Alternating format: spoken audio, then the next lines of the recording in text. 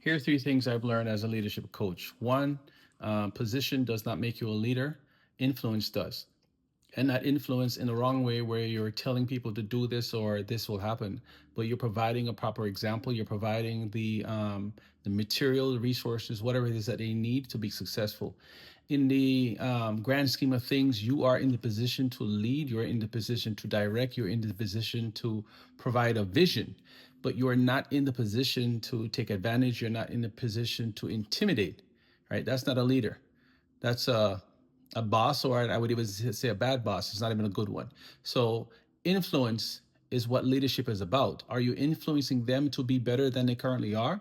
Are you influencing them to show them that this is how it's done, and when you become a leader, this is how you're supposed to be? Or are you influencing them in intimidation and these kind of things? Second, you cannot lead others if you cannot lead yourself. If you are an undisciplined, disorganized person, you cannot effectively lead anybody else because you yourself haven't even gotten yourself together.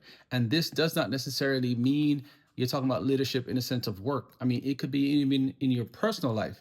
There are things that you need to get in line. There are things that you need to get a hold of before you can be an effective leader. A lot of people, again, think that leadership is about the position. It really isn't. Because if I'm going to ask you to do something and I am undisciplined in what I need to do, then it's going to affect everybody else, right? If I am late with my project, if I'm late with my the things that I'm responsible for, and I'm not even keeping my word, then I cannot lead myself. I am not leading myself, and I cannot be an effective leader.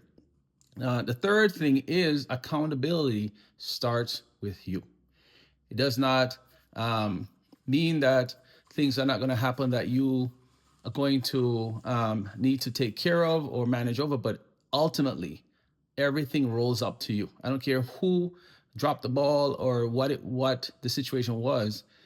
You are responsible for all of it, and you need to take responsibility for all of it. We can't just take responsibility for things when they go good. We also need to take responsibility for them when they go bad. If you have somebody that's reporting to you, you have a family member that you're in charge of, you have a family that you're in charge of, that things are not going the way they are. It's not to say, well, this person didn't do what they were supposed to do, or this person is behaving in a way that is just destructive for the whole organization or even our family, right? If you are leading that household, you're going to say, well, ultimately, it's my fault. It's my responsibility. What do I do? What should I do to fix it? What could I have done? You take the responsibility. You don't want to have a situation like, with Adam and Eve, where you're saying, okay, well, it wasn't me, it was her. And then she's saying it was me, it was the serpent, any of those kind of things. Ultimately, if you are leading, okay, accountability starts with you. Whatever it was, whatever it is, you might not have actually done it physically, but ultimately you're responsible for the outcomes. So these are some of the things that I've learned as a leadership coach, and I hope that you can take them and incorporate them into your lives because it's important. We don't necessarily need to have a big organization or a big group of people to lead. You can start with yourself. There are things that you can do with and for yourself that can lead you to great and higher places. But if you're one, there's no accountability, not even with yourself, you're unorganized, then there's nothing to lead because you're not in a place to be an example to anyone. So keep that in mind. If you want to be a leader, you want to be seen as a leader, it starts with you first.